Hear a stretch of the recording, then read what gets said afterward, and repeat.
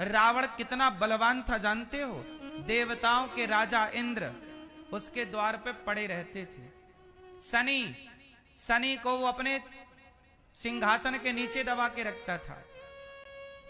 सारे ग्रह नक्षत्र उसके द्वार पे हाथ जोड़े खड़े रहते थे। ये रावण का पावर था। ब्रह्मा जी उसके द्वार पर वेद पढ़ाने आते थे। रावण पढ़ने नहीं जाता था। ब्रह्मा आओ यहीं, हम नहीं आएंगे, आप आओ। घर बैठे कोचिंग देने आते थे ब्रह्मा जी रावण को। आप लोग सावन का महीना आता है ना, रुद्राभिषेक करते हो, तो आप माटी के शंकर जी बना के रुद्राभिषेक करते हो। जब सावन आता था तो रावण शंकर जी को बोलता, भोलेनाथ मैं नहीं आऊंगा कैलाश, आप आओ। शंकर जी को साक्षात बुलाता लंका में और श्रृंगी लेके और फिर अभिषेक करता, शंकर जी के ऊपर जल डालता। ऐसा रावण था। तो माटी के शंकर जी पूजते हो, वो सच्ची के शंकर जी बुलाता था और पूजा करता था। ऐसा रावण था, पावरफुल, धनवान। रावण बहुत सुंदर भी था, पता आपको?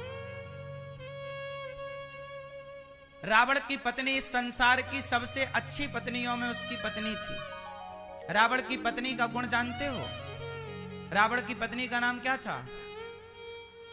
क्या नाम था? नहीं पता?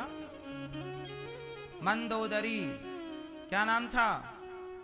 जोर से। मंदोदरी बहुत सुंदर थी, और सुंदर ही नहीं, सदा जवान रहती थी।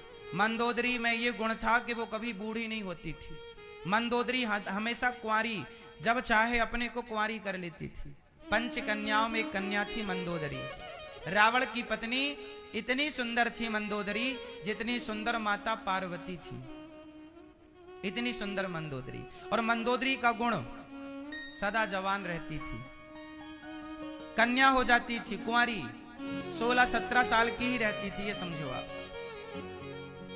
वो 25 साल की कभी नहीं होती थी, सदा जवान। ऐसी पत्नी थी रावण की। संसार का हर सुख रावण के पास था, पर नाश हो गया। बताओ रावण का सर्वनाश क्यों हुआ? पराई स्त्री के चक्कर में। ये बात सही है कि गलत है? जोर से।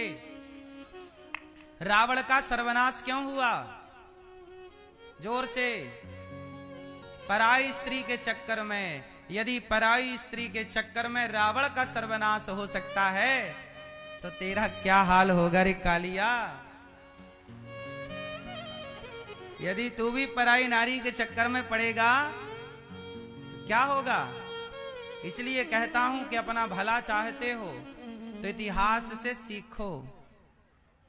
इतिहास सबसे बड़ा दर्पण है। इतिहास सबसे बड़ा, जोर से, दर्पण है। इतिहास से जो सीखता है वो समझदार है, और इतिहास से जो नहीं सीखता एक नंबर का मूर्ख है। इसलिए रावण से सीखो कि रावण ने पराई नारी का स्पर्श किया, सर्वनाश हो गया। आपको बचना है। कितने लोग बचेंगे? पराई स्त्री से बचेंगे जो हाथ उठाएं वो। क्यों सरकार हाथ बात नहीं उठ रहा है? दादाजी बचोगे? बच के ही रहना।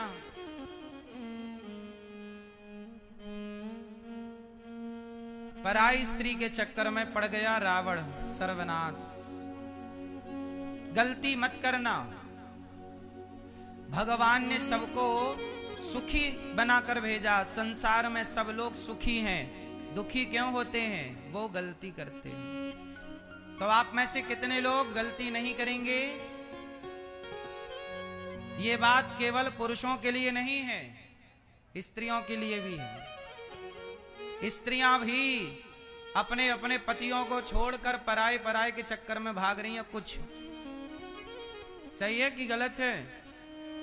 फिर अपने वाले को तो ड्रम में पैक कर देती हैं, कुछ और पराये के संग, टपोरी के संग घूम रही हैं।